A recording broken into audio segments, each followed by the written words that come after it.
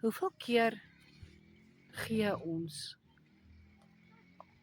en ons gee omdat ons kan gee, en ons gee sonder gevoel, of ons gee omdat ons dink dit is die regte ding om te doen, en hoeveel keer gee ons omdat ons gesien wil word, vir wat ons doen.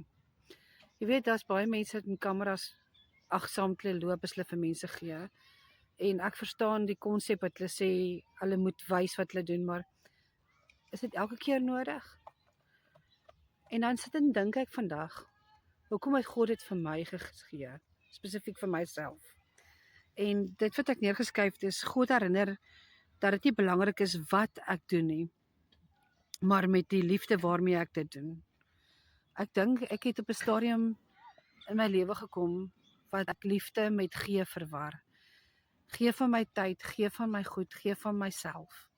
En dan raak mens nam later. 'n Mens kom op 'n punt wat mens soveel gegee het, dat daar niks in jou oorbly nie. En dat jou koppie droog is. Ek wil amper sê, dit voel nie eens meer of ek 'n koppie het nie.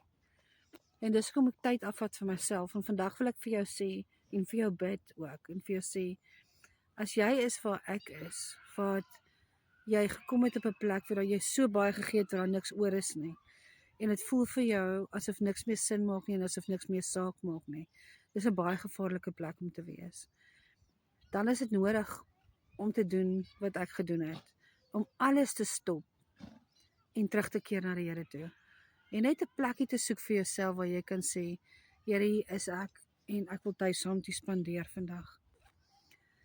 Want ek dink ons raak so besig, ons vergeet om Bybel te lees, ons vergeet om onsself op te tel, en onsself te genees ook in die proses.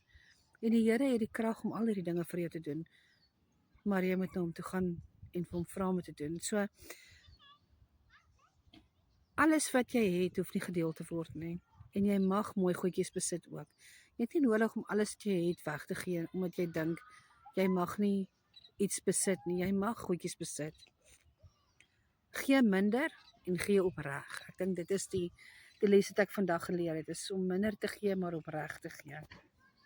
So mag jy vandag weet hoe lief God jou het in ons lewe, wat ons ophou gee, en wat ons net eenvoudig sê, genoeg is genoeg.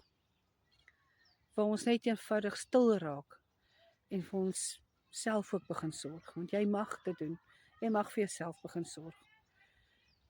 En mag jy jou koppie weer vind wat leeg is, en hom so stadig maar seker weer begin volmaak. En mag jy verstaan, dat gee is goed, maar gee is nie goed sonder liefde nie.